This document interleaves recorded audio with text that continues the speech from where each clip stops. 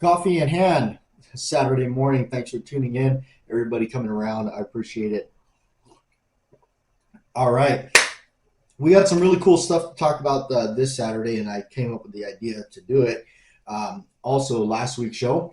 What is your favorite snubby? We talked about that. Thank you, Sean, for kind of spearheading that one. We got through, and we have some really cool comments to read through on that particular subject there. All right. Okay. So let's go ahead and read through some of the comments. We can't always get to all of them, but we certainly try. And also, obviously, if your comment wasn't read, it could have been because you have commented after production of the show that we've completed. We usually complete the show pretty early on in the week to get it properly prepared and uploaded for you guys for every Saturday morning. So that's how we got to do it. There's no other way to do so. I remember when somebody asked, how early do you get up? I mean, you must tape the show and then get out there. No, it's pre-recorded. Have to be because it wouldn't work out. All right, this first one up is from Love Dogs.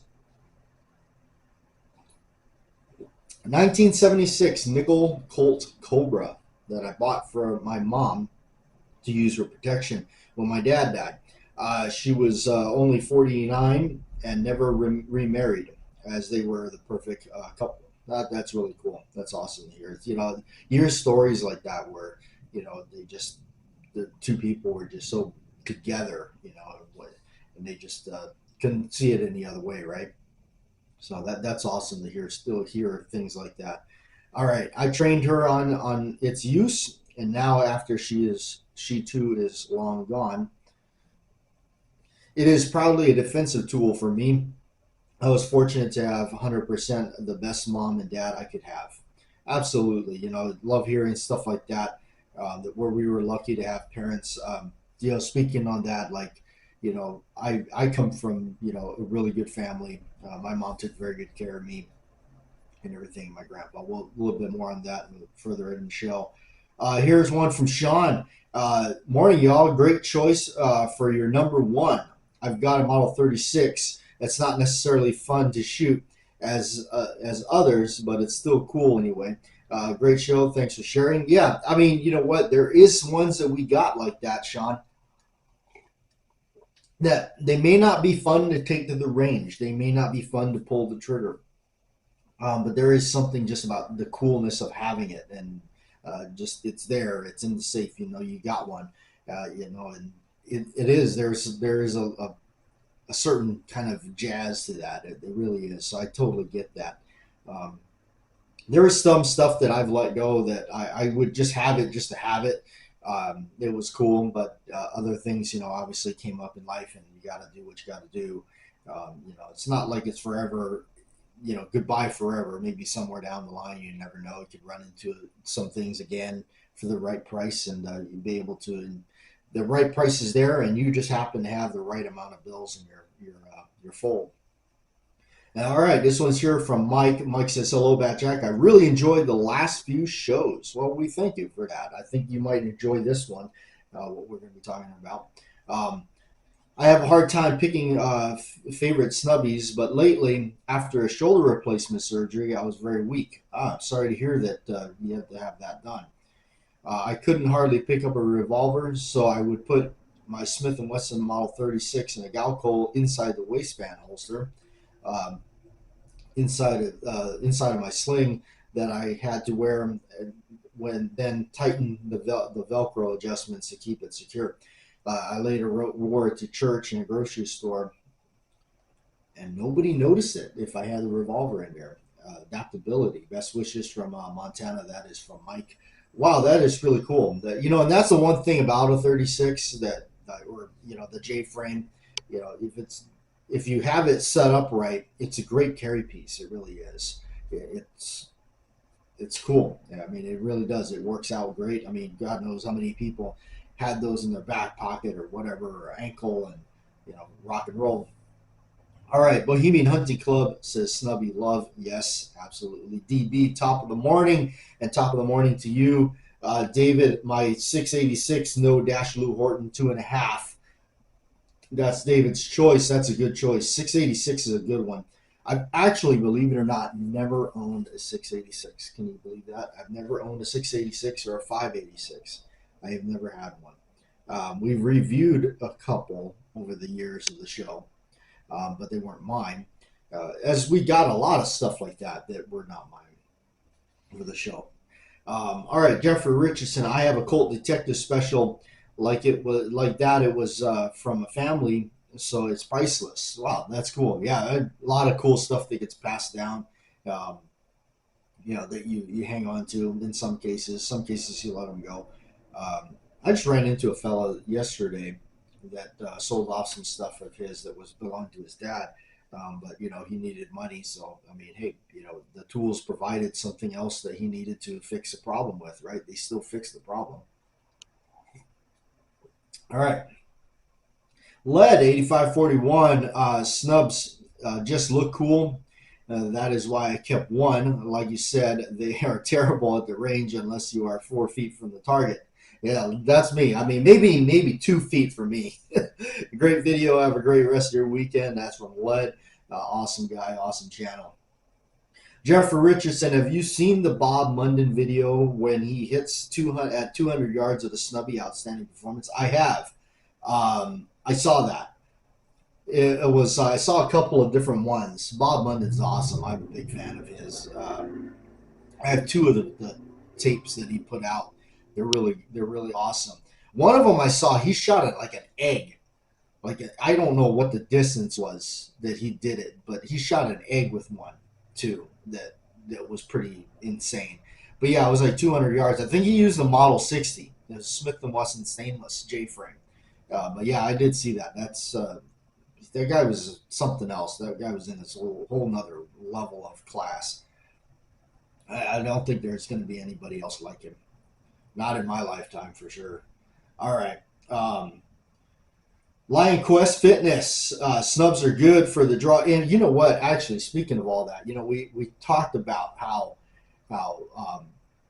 not they're kind of like, for me, I'm speaking. I mean, I can't hit the broadside of a barn with one. But I tell you right now, Lion Quest Fitness. He's an awesome shot with a snubby. So you can check out his videos that he's put out with them, and he definitely he's a lot more efficient with them. I mean, with training, you can do it. I will never be able to do that. Snubs are good for a draw, point and shoot within 7 yards. Accuracy depends on a good grip on the gun and consistent trigger squeeze. My favorite snub, Taurus 856 with a concealed hammer. I've got more beautiful and better made snubs, but that one travels with me more than not. Yeah, I mean, it's always good to have that one that you travel with or you take around. I tend to use a Glock for any of the defensive stuff these days now. Um, you know, they're rugged. It doesn't matter if they get a scratch or two on them, so they definitely been carried and used. This one here is from Jelly Bryce, Model 36. We got a lot of Model 36. A lot of people have definitely chose that one. I do not have a Model 36 myself. The Crazy Scotsman, Magnum Force is good for sure. Yes, we have talked a lot about Magnum Force. Magnum Force is the best Dirty Harry movie, I believe, in my opinion, that they did make. Because I think by then they understood what worked, and they knew what the magic was from the first film, and they were able to recapture it. And I definitely believe that Magnum Force is the better of the series. I have to give it to the original, though, just because of how iconic it was for the time. Yes, it did break some boundaries, and without the original, we wouldn't have Magnum Force. Snub wise, I carry the Model 60. Again, another J-frame 5-shot. That's really cool. It is a smooth shooter. Some folks worry about the hammer getting hung up on clothing, etc. I have never had that problem. Yeah, I did. I had a Model 60 for a little while. I got rid of it, so it didn't take long. I just it's kind of odd. I've so many things that I've had for brief moments, or and then moved them on. All right, this one here is from Petrie.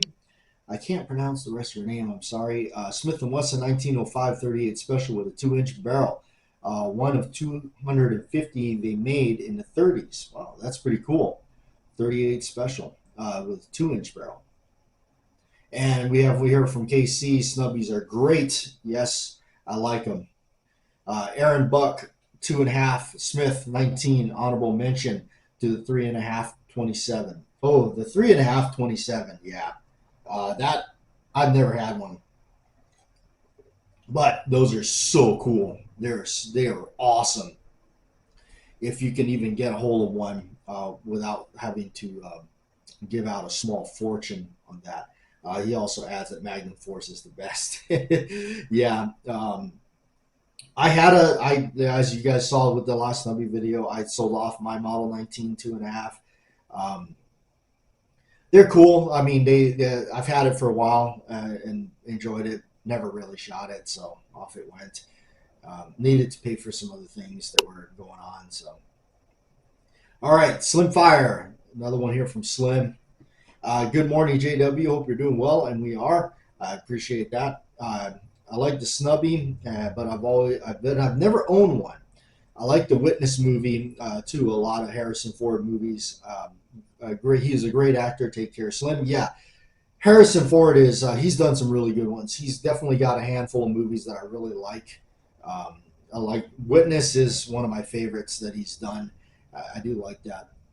It's just because there's something about that where Harrison Ford plays that perfect, just average dude. Like he's average dude put in extraordinary positions.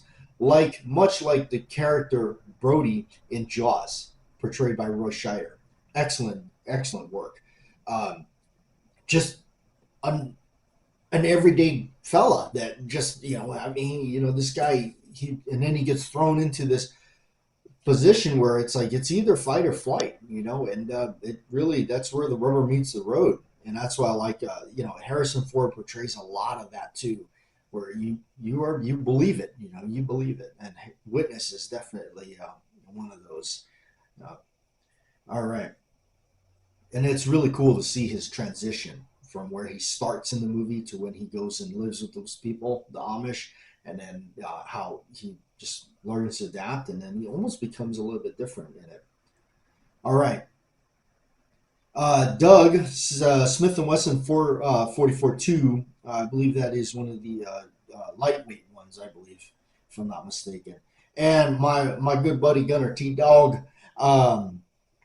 great video, bud. Mine is a Model 36, another 36, that a good friend sold me. I wonder who that guy could be. I'm glad you still have that. That is a great one. That was my very first Model 36 I ever owned, and now I am without one. All right. Joe P. Good morning, JW. Wow. Swig of coffee for Joe. I guess I am in the minority here, but I love shooting snubs at the range. I own 7, nothing vintage, cool, because I live in Cali. But some great Rugers and Smiths. I shoot standard 38s and limit my range to 7 to 10 yards. I don't pretend to be a great shot, but I'm pretty consistent at 7 yards when I practice regularly. Yeah, well, that's better than I can do, Joe. I couldn't. I shoot snubbies at the range. I'm like, did I hit the paper at least? All right. So that's awesome. Really cool to hear all the everybody's take on the snubbies. That's really awesome. I think this was the most fun episode for a while there. Just to hear everybody come together and hear all the sharing of the stories and which ones that people like and what they don't like or what they have. So I really enjoy that. All right, this one here. We have a couple different Model 29s on the table. Yes. This one here is my Model 29-10. You guys, if you kept up with the channel, you know I purchased this for myself for Christmas last year. This was my Christmas present to myself, which was absolutely a lot of fun. This is one of the newer ones, obviously, -10. And we have here Joe P's favorite. This is a -2. This is obviously very vintage, early 70s. Can't exactly remember what the date is. They're both 6.5-inch barrels. They're both the standard Dirty Harry model. A little bit of grease on this one. All right, we're going to compare them. That's what we're going to do. Even though we did do the video, if you wanted to hear a little bit more about this as well, if you're a fanatic and like to hear just kind of more a little bit about this and kind of the unboxing, if you will, in a sense, go and check out the Christmas video that I did with it. I think it's called the Mary Smith & Wesson Christmas. You can check that out with my good buddy I Carry One. So, all right. Let's take a look at this, and we're going to kind of go through a little bit about it and what's different, what is, all that kind of stuff. Okay. The vintage one, the collectors, they just go bananas over these. I kept mine because of Dirty Harry. Simply because of Dirty Harry. You just cannot, I can't get away from that. It's my, aside from Snubbies, my favorite revolver is pretty much remained as the Model 29, just because of the movie relationship. If it wasn't for the movie relationship, if it wasn't for that movie, the Dirty Harry, I gotta say, what comes in a close, which I cannot even believe that I would be ever saying this, because it was never once anything that entered my mind. But when Colt came out with the new Python, that thing is just, that has almost taken the crown from this. Really, it really has. The new one, I wouldn't, not the old one. I wouldn't put that in there, up there. And that's just the way I feel about that. I don't. I like my new one. I've had the old ones in the past. They just never really did anything for me. That new one, that really got my radar up, and when I bought that 6-inch, that is definitely the bee's knees right there. All right, so some of the features on the old ones that they even for mainly for this one, the -2s is the last dash number where they would pin the barrel and countersink the cylinders in here, where the round sits flush with the cylinder. Obviously, the older style grips, that even back then, the grips were not even that fitted that well. I don't know if it's this one, but the back strap does protrude a little bit on my particular here. Although they're the vintage grips with the logo there, which is not the greatest. I never really felt that the Smith & Wesson logo on the grips were all that great. They're too busy. They got a lot of stuff going on. You can hardly make it out. It just looks like a bunch of scribbles at first glance. This side has got a lot more character, a lot more darkening going on, and the stripes going down, so it's pretty awesome there. And of course, the bottom, I always like to see the bottom of different different ones.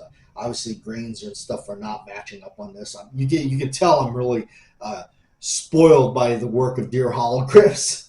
When you start seeing stuff like this, you're just like going, yeah, they're cool. And once upon a time, they were cool. But when you actually see some work that Deer Hollow Grips Enterprises does, you're like, well, you get spoiled, because you can tell why custom grips are absolutely phenomenal, especially from him. But no, that's cool. They got the original stocks there. This one here, the -10, it had stocks from Altamount or whatever. I believe that's the company. Don't get me wrong. I love the fact that they're doing them. They have been providing grips to everybody else. Colt, I believe, too, has been using them. So everybody's using them. I'm glad that they're still offering the wood grips. There's no doubt about that. However, I tried. I wanted to keep the originals on this so bad. I really did, because I wanted to just kind of differentiate it from, I didn't want it to be this gun, because this was my range. This turned into my range gun, my shooter. So the grips that they come with are just too narrow. I kept them in the box. There was no way I was going to get rid of them, because they're really nice. If they were slightly wider, that would be key. That would be, for me, I would keep them. and keep them on the gun. I wanted to keep them on the gun, but I couldn't do it because it brutalized your hand shooting magnums in it. And I'm not shooting any nuclear magnums out there.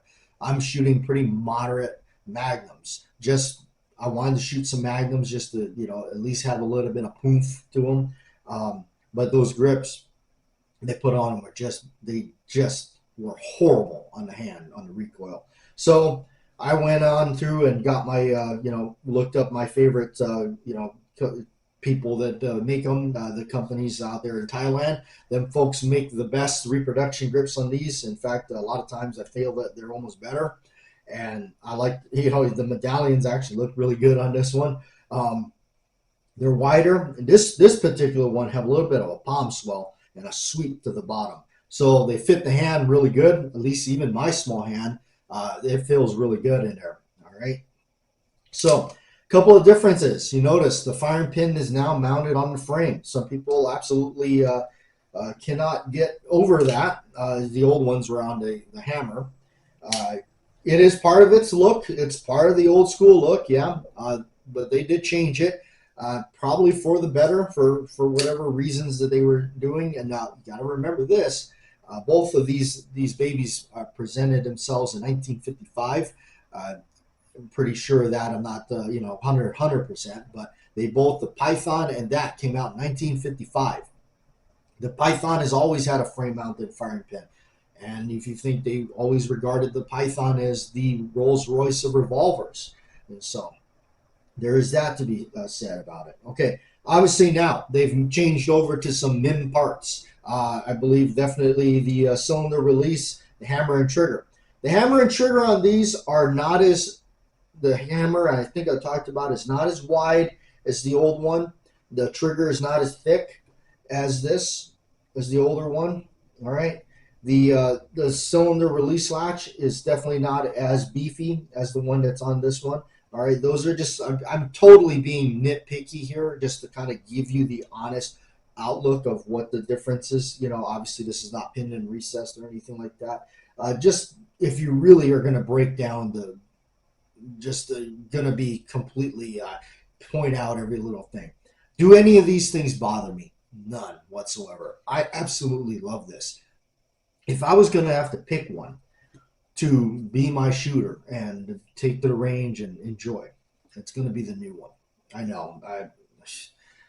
It is going to be the new one. I just gotta. I think it's just it's a more of a. I feel like I'm going to be able to workhorse this one more. Some of the differences right here too, where the recoil shield. I'm guessing that's what it's called. I'm not a gun guru or expert or anything like that. There has this additional tail that comes down further, where the older ones just had that stopper right there. Where the newer ones, that thing draws further down, and that's another way you can tell sign of some of the newer ones right there. All right. The elephant in the room is obviously the key lock. Some people, that's a complete deal breaker for them. They just go, oh, key lock, not going to do it. For me, I don't care. With or without them, it doesn't bother me. On a blue revolver, hardly notice it myself. I think more people are just hoopla about, maybe all the other behind the scenes on it or whatever, all that kind of jazz comes up. I've heard the thing come up where somebody says, oh, it's going to lock up the gun when you need it the most and all that. Guess what? I'm not carrying this thing. I'm not carrying this thing in the streets. I'm not Clint Eastwood. This is a range gun for me. That's it. It's simply a range. So if it locks up, it means I just, I didn't hit the target at the range. That's all that means to me. This is definitely not a practical carry piece for me. That is simply a range piece. The wooden box that it comes with. I have the wooden box for this one as well, the old vintage one. I'm going to tell you the new wooden box is phenomenally better. The hinges and everything, all the hardware is better, including the wood. These boxes, the older ones came in, now granted it is 60 years old or something like that. 50 something years old. The wood and the hardware is not that great on them.